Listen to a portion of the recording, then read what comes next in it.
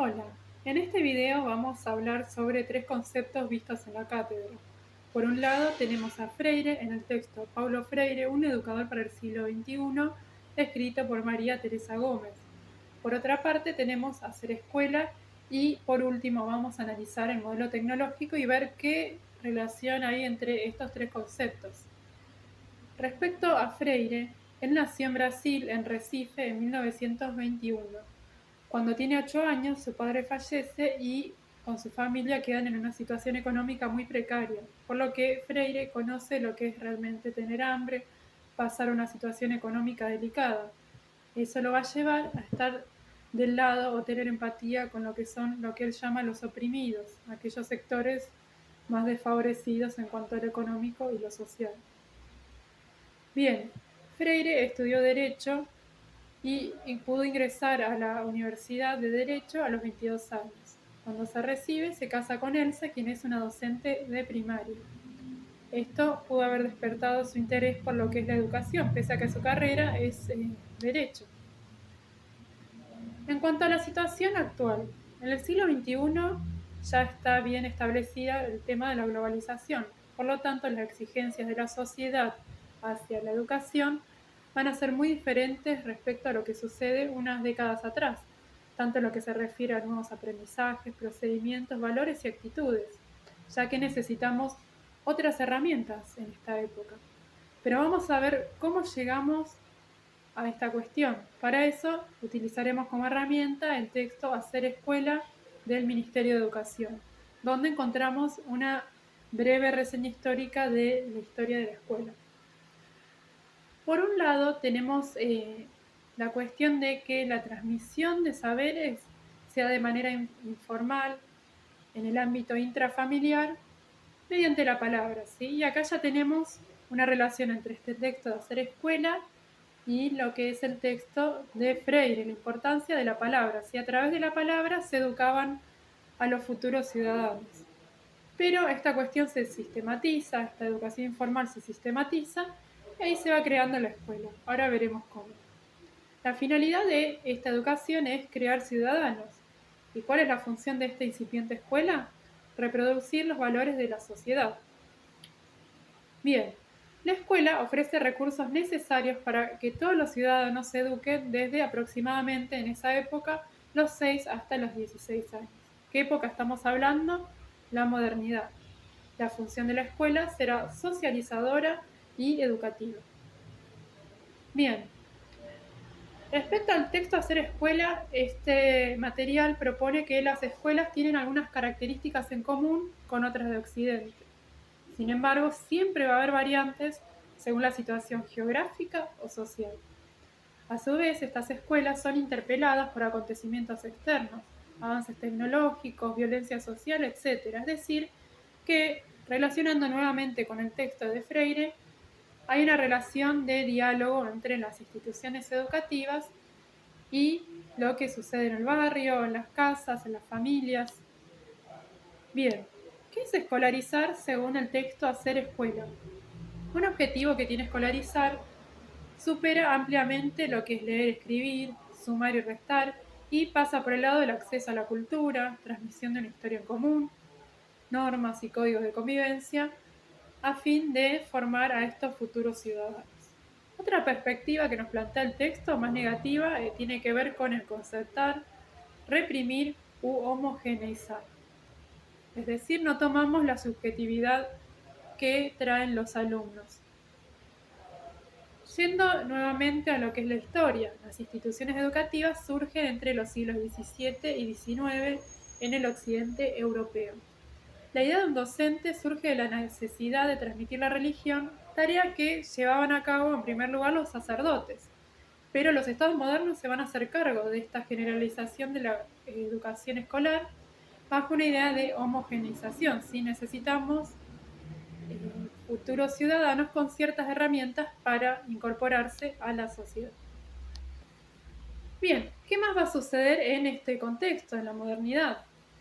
Nace la infancia, el concepto de infancia, su construcción de su especificidad y su diferenciación de lo que es la edad adulta.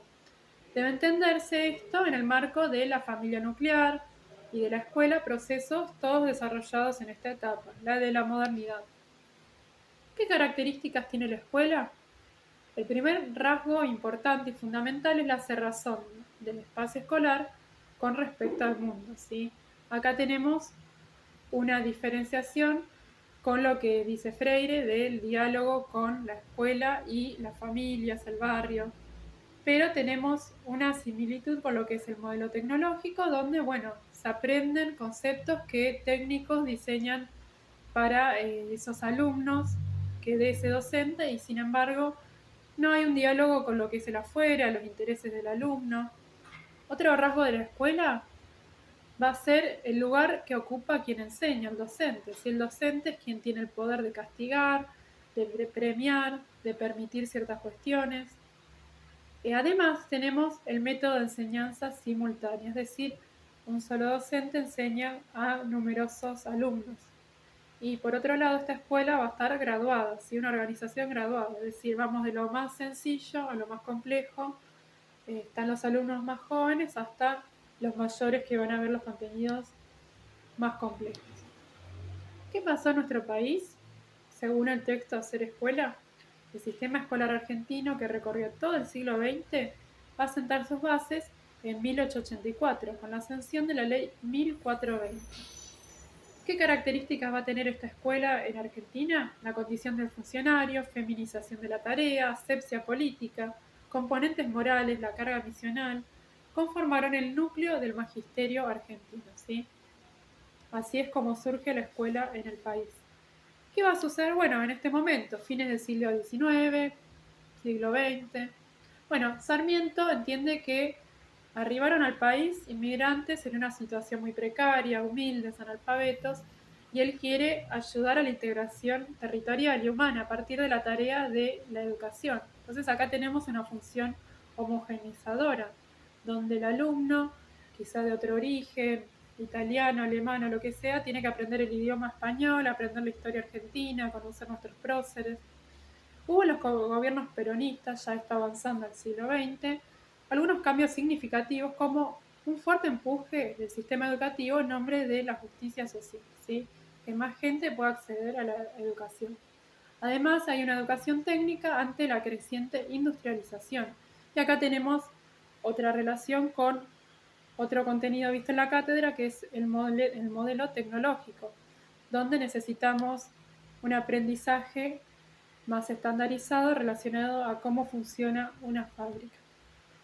¿Qué quiebres hay en esta escuela que estaba en su apogeo entre fines del siglo XX, fines del siglo XIX, principios del siglo XX? Bueno, va a haber dos quiebres, ¿sí? El primer quiebre se va a dar en la dictadura militar en 1976, ¿sí? Ya estamos en la segunda mitad del siglo XX. Ahí se ven claros signos de abandono del Estado de su función de educar. Ya no hay una élite política que su principal objetivo sea la educación de los sectores populares. Hay un desfinanciamiento de lo que es la educación. Por otro lado, tenemos otro quiebre que se da también fines del siglo XX, las últimas décadas, las leyes de transferencia a la jurisdicción nacional a las provincias, la Ley Federal de Educación de 1994 y la Ley de Educación Superior, ¿sí? Estas leyes van a ir desligando lo que es la responsabilidad del Estado Nacional respecto a lo que es la educación. ¿Cuáles son los últimos sucesos que van a tratar de paliar todas estas cuestiones? Bueno, la Ley de Educación Nacional, que concibe a la educación como un derecho social. Además, tenemos la Ley de Financiamiento Educativo, que ¿de qué se trata esto? Son una serie de disposiciones que intentan recuperar un sistema educativo común en su estructura que a la vez respete características locales. ¿Sí? Acá estamos rompiendo un poco con lo que es esta escuela homogeneizadora de sus comienzos. ¿Qué crítica se le va a dar a la escuela en este momento? Bueno, tiene un aislamiento respecto al medio, ¿sí? No dialoga como va a proponer Freire con el medio, con lo que es la ciudad o el barrio de origen de esa escuela, reproduce las desigualdades en favor de las clases dominantes, no respeta diferencias entre los sujetos y no trabaja con la diversidad, ¿sí? Se va a dar nuevamente esto de la homogeneización. Después se le critica a la escuela también la falta de calidad de la institución educativa. Se deja invadir además esta escuela por los problemas sociales. Vimos en un video de Hacer Escuela que algunos padres se quejaban que, bueno, que la escuela terminaba siendo un lugar de contención, donde se les ofrece a los alumnos un plato de comida y ya no es tan importante la calidad de esa educación. Además, esta escuela se dejó permear por crisis de valores, como por ejemplo la caída de la autoridad. Entonces el docente no va a tener el respeto, el prestigio que tenía años atrás. ¿Qué va a proponer Freire en este contexto? Bueno, una actitud más dialógica respecto a la relación entre el centro educativo y su barrio, la familia, la ciudad, en un proceso de transformación de esta escuela, como el propio proceso del aprendizaje que se lleva a cabo dentro y fuera de las aulas, ¿sí? Porque fuera de las aulas también se aprende, los niños traen saberes de su ámbito familiar, son valiosos también. La educación no es ajena a la realidad sociopolítica, ¿sí?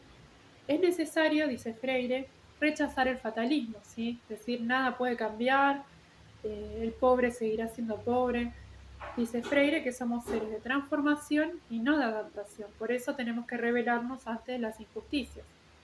El aprendizaje es dialógico, ¿sí? Porque según Freire nadie ignora todo y nadie sabe todo. Entonces, el saber del alumno previo o fuera de la escuela también vale.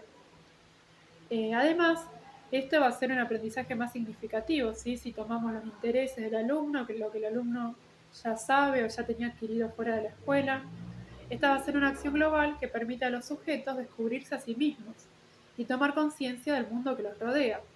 La liberación de un país exige su liberación cultural para entender qué está sucediendo y para esto necesitamos, bueno, sujetos que estén alfabetizados. Por eso la labor de Freire, según analizamos en este texto que escribió María Teresa Gómez, se da en distintos países de África, de América Latina, donde hay una gran crisis económica y mucho analfabetismo y se necesitan estas herramientas que brinda la escuela para poder defenderse, poder mejorar la situación, ¿sí?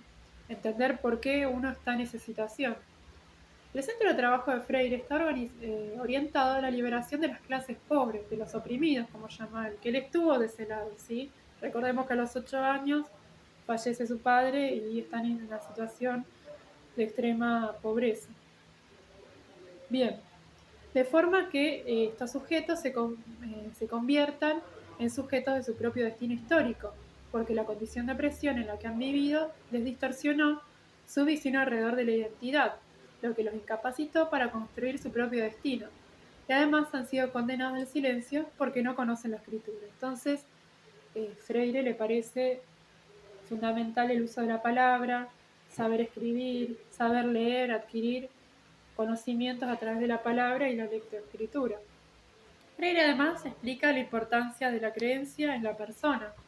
Está obsesionado, como dice el texto, por el analfabetismo, por eso va a países con estas situaciones tan de pobreza, de vulnerabilidad, donde no pudieron asistir a la escuela gran parte de la población. Y él cree en el hombre, ¿no? Que algunos colocaban fuera de la historia, de su libertad, de su poder de creación y de crítica, ¿sí? Cree en las personas que son capaces de liberarse de esa situación de crisis, de pobreza. Freire habla de lo inédito viable, y este es otro concepto importante que va a nombrar este autor, que es creer en la utopía, creer en que la situación puede cambiar, puede mejorar. El poder del amor, ese es otro eje de Freire, ¿no? Otro aspecto a destacar es su insistencia en este poder, ¿no?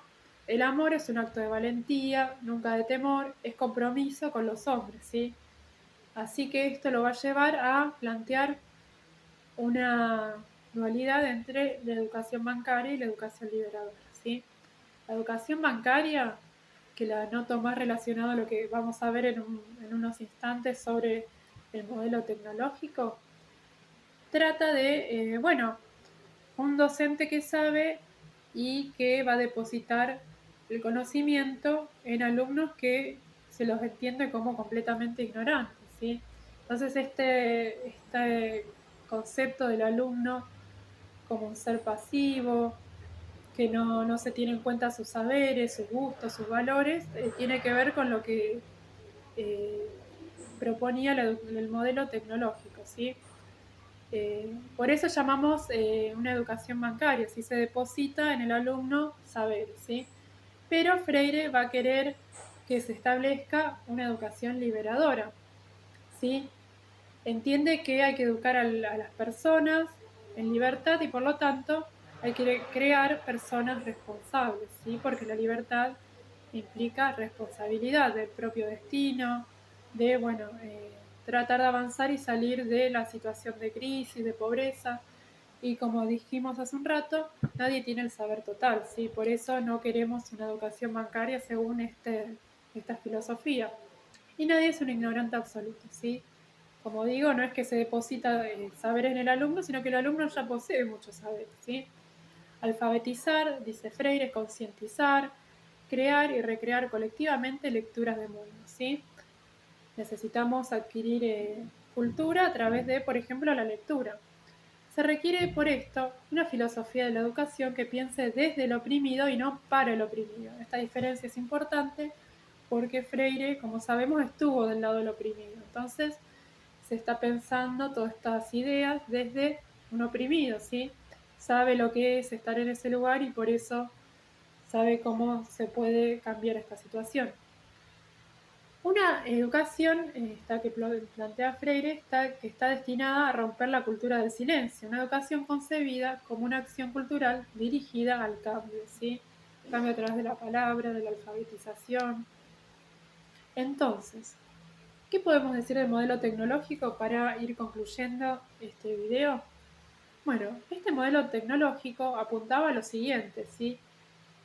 El modelo apuntaba a que los alumnos lleguen a los contenidos, ¿sí? No se tiene en cuenta, no se dialoga con el alumno, no se dialoga con el barrio, no se tiene en cuenta sus saberes previos.